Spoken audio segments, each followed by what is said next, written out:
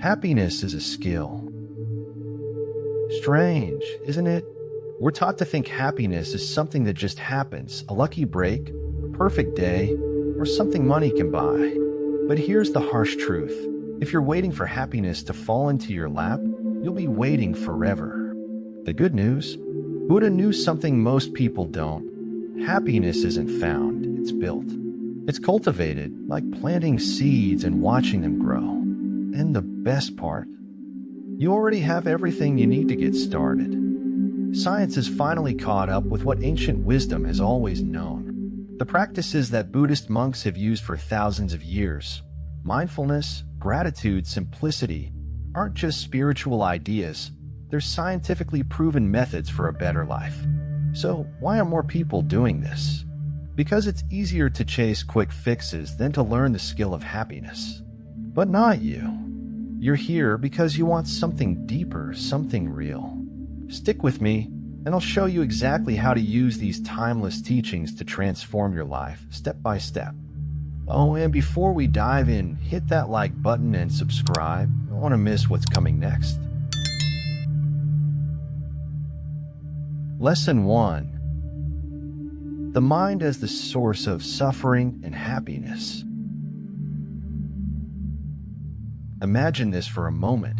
You wake up, and before your feet even touch the floor, your mind is already racing. What if I'm late for work? Did I forget to reply to that email? I really shouldn't have said that yesterday. Sound familiar? Well, here's the thing. Your mind can be both your best friend and your worst enemy. Buddha understood this better than anyone. He taught that suffering doesn't come from the outside world. Not really. It comes from how we perceive the world, how we let our thoughts spiral. Modern science backs this up too. Neuroscientists have found that our brains are like clay.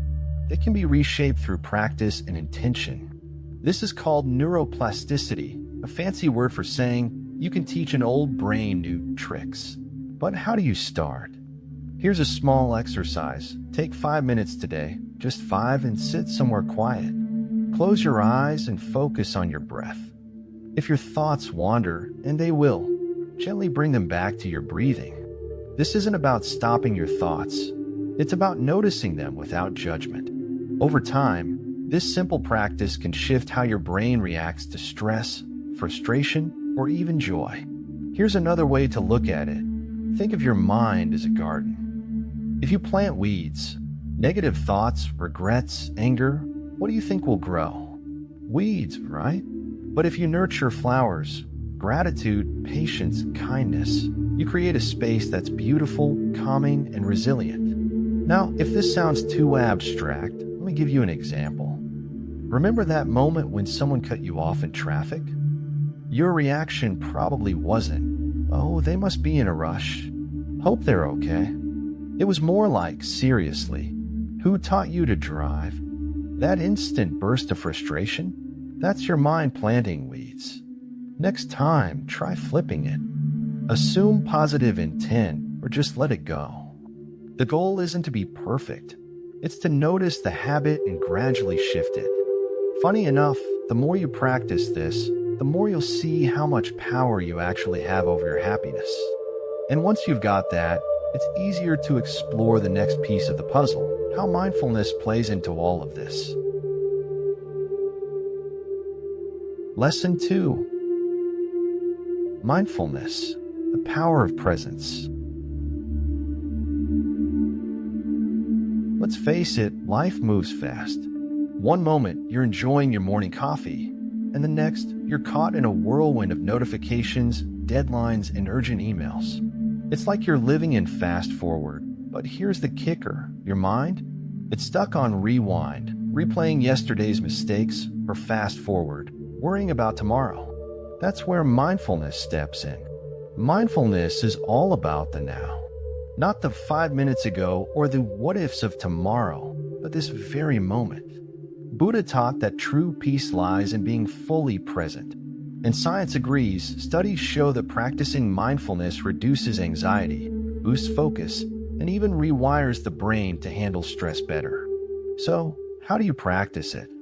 Here's a simple exercise. The next time you eat, slow down. Don't just inhale your meal while scrolling through social media. Take a bite, notice the flavors, the texture, even the sound of your food. It might feel strange at first, but that's the point. You're teaching your brain to focus on what's in front of you. Here's a real-world example. Ever had a conversation where you were only half listening?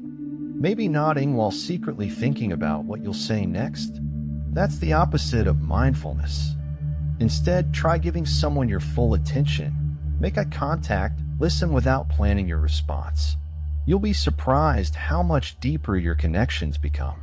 And hey, mindfulness isn't just for quiet moments. Stuck in traffic? Instead of fuming, use that time to notice your breath. Washing dishes? Focus on the temperature of the water, the sound of the bubbles. These little moments, when strung together, create a life that feels more grounded and intentional. But here's the thing, mindfulness isn't just about paying attention. It's about how you pay attention, with curiosity and without judgment. It's not easy, but it's transformative. And the more you practice, the more you'll see how it ties into the next big idea, letting go of attachment and the hold it has on your happiness. Lesson 3. Overcoming attachment and excessive desire. Let's talk about desire. Not the I want a slice of pizza kind, but the deep-seated craving for things to always be a certain way.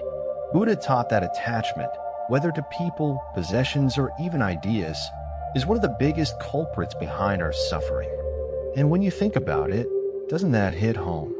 How often do we pin our happiness on something external? Here's a little test. Imagine losing your phone right now. How does that feel? Stressful, right? That attachment to a device, a thing, can throw your whole day off balance. And it's not just phones. It's the I'll be happy when mindset. I'll be happy when I get that promotion. I'll be happy when I buy that car. The truth is, chasing happiness through external things is like trying to fill a bucket with holes. It'll never hold. But here's the good news. You can let go of these attachments without giving up on ambition or joy. It starts with a shift in perspective. For example, instead of thinking, I need this to be happy, try reframing it to, I like this, but my happiness doesn't depend on it. It's a small tweak, but it makes a world of difference. Let's get practical. Have you ever decluttered your closet? You know, pulled out that sweater you haven't worn in years and thought, why am I holding on to this? That's a tiny taste of freedom from attachment. The same principle applies to emotional clutter. Holding a grudge? That's attachment. Reliving an argument? Yep, that too. Letting go doesn't mean you forget or stop caring. It means you stop letting it control you. Science backs this up too. Research shows that experiences, like a weekend hike or dinner with friends, bring more lasting happiness than possessions. Why? Because they create memories, not dependencies. So, next time you're tempted to buy something shiny, ask yourself, will this add meaning to my life, or am I just chasing a quick fix? And here's the real kicker. When you learn to release attachment, you make room for gratitude, contentment, and a deeper sense of joy. Speaking of gratitude, that's our next stop, a powerful tool for reshaping your outlook and finding happiness right where you are. Lesson 4. Gratitude, cultivating positive emotions. Here's a thought. When was the last time you stopped to appreciate the little things in life? The warmth of the sun on your face, the smell of fresh coffee in the morning, or even the fact that you woke up today. Gratitude, as simple as it sounds, is a game changer. And Buddha knew it long before psychologists started calling it a positive emotion amplifier. Gratitude is like a spotlight. Wherever you shine it, things suddenly seem brighter. It shifts your focus from what's missing to what's already here. Think about it. How often do we dwell on what we don't have? A better job, bigger house, or the perfect relationship? Gratitude flips the script. It teaches you to see abundance, not scarcity. Here's a quick exercise you can try tonight. Before you sleep, write down 3 things you're grateful for. Not big, life-changing things, just the little wins. Maybe it's the funny meme a friend sent you, the way your favorite song came on the radio, or the fact that your favorite snack was on sale. Writing them down rewires your brain to notice these moments more often. And if writing isn't your thing, try this. Say thank you out loud to a friend, a colleague, or even a stranger who held the door for you. Those 2 words carry a weight that can transform not just your day, but theirs too. Gratitude has this ripple effect. It spreads joy wherever it lands.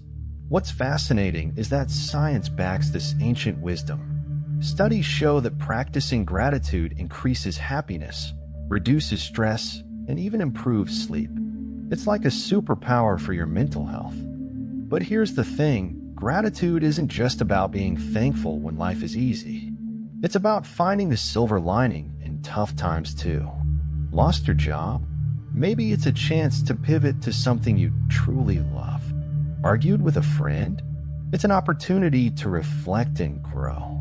Gratitude doesn't ignore the bad. It highlights the good hiding within it. And once you start seeing life through this lens of gratitude, something remarkable happens. You begin to realize that happiness doesn't need more stuff or perfect circumstances. It needs less. Which brings us to our next idea, simplicity and the joy of contentment. Lesson 5. Simplicity and the joy of contentment. Have you ever felt weighed down, not by responsibilities, but by things? The clutter in your home, the endless notifications on your phone, or even the pressure to keep up with everyone else's picture-perfect lives. Buddha's teachings on simplicity remind us of this powerful truth. Less really is more. Let's start with an example. Think about your closet. How many clothes do you actually wear? 5, maybe 10 pieces on repeat? Yet, it's crammed with outfits you haven't touched in years. That's not just physical clutter, it's mental. Every unnecessary item takes up space in your mind, not just your home. Imagine the freedom of having only what you truly need and love. Now, simplicity isn't about deprivation or living like a monk, unless that's your thing. It's about cutting through the noise, focusing on what genuinely matters. Instead of chasing the latest gadgets or trends, ask yourself, does this add value to my life? If the answer is no, let it go. Here's a fun challenge. For 1 week, try the 1 in, 1 out rule. If you buy something new, donate or discard 1 item you already own. You'll quickly see how much lighter you feel, physically and emotionally. And let's not forget digital clutter. How many times have you scrolled through your phone, only to feel drained afterward? Simplifying your digital life, like unfollowing accounts that don't inspire you or setting screen time limits, can create mental breathing room you didn't even know you needed. What's amazing is how this philosophy extends beyond stuff. Simplicity is also about relationships, commitments, and even thoughts. Are you holding on to toxic friendships out of obligation? Overloading your schedule to feel productive? Or replaying past mistakes instead of moving forward? Simplify. Focus on what uplifts you, what aligns with your values. When you embrace simplicity, you're left with a joy of contentment, a sense of peace that comes from appreciating what you already have. And this contentment, it's not passive or lazy, it's deeply fulfilling. But there's one more step to truly mastering happiness, realizing that it's not just an emotion but a skill. And like any skill, it requires practice, patience, and the right mindset. Lesson 6. Happiness is a skill to cultivate. Here's a radical idea. Happiness isn't something you stumble upon. It's something you build. Think about it. When was the last time you heard someone say, "I'll be happy when they get the promotion, buy the dream car, or find the perfect partner?" But the truth is, happiness doesn't work like that. It's not a destination. it's a skill. Buddha's teachings emphasize this point. He didn't promise a life free of problems. He promised tools to navigate them. Happiness, in his view, is a byproduct of how you think, act, and engage with the world. And guess what? Science backs him up. Psychologists call this learned happiness, the idea that joy can be cultivated step by step through intentional practices. So, where do you start? Begin with small, consistent actions. Think of happiness like a muscle. You don't build strength overnight, but with daily effort, it grows. Start with 5 minutes of mindfulness, jotting down things you're grateful for, or even smiling at a stranger. These little moments add up. Let's get real for a second. Life isn't always going to cooperate. You'll have bad days, setbacks, and times when it feels like the universe is out to get you. That's normal. But happiness as a skill means you don't rely on circumstances to dictate your mood. Instead, you rely on your practices, your mindset, and your ability to adapt. And here's something even more powerful. When you treat happiness as a skill, it spreads. Your energy influences those around you. Ever notice how being around a genuinely happy person lifts your mood? That's no accident. By cultivating your own joy, you create a ripple effect that touches everyone you meet. But remember, building this skill isn't about perfection. It's about persistence. Some days, you'll feel on top of the world. Other days, it'll feel like work. And that's okay.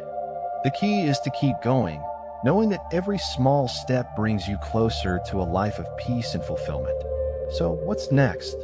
Now that we've laid the groundwork, it's time to explore how these teachings can transform your life when you embrace them as a whole. So here's the big question. What will you do with all this knowledge? Knowing that happiness is a skill, will you practice it daily or let it slip away like so many fleeting moments? Change doesn't come from wishing, it comes from action. Start small. Maybe you'll try mindfulness during your morning coffee. Maybe you'll pause to appreciate the little things, like the sound of rain or the kindness of a stranger. Whatever it is, commit to one thing. Happiness isn't out of reach, it's in your hands. And here's a challenge. Leave a comment below sharing one small habit you'll start today. Let's build a community of people dedicated to living better, more intentional lives. Before you go, don't forget to subscribe and turn on notifications. This channel is all about diving deeper into wisdom like this. And trust me, we've got some powerful lessons coming your way. And if you're ready to take your understanding to the next level, check out the Dhammapada.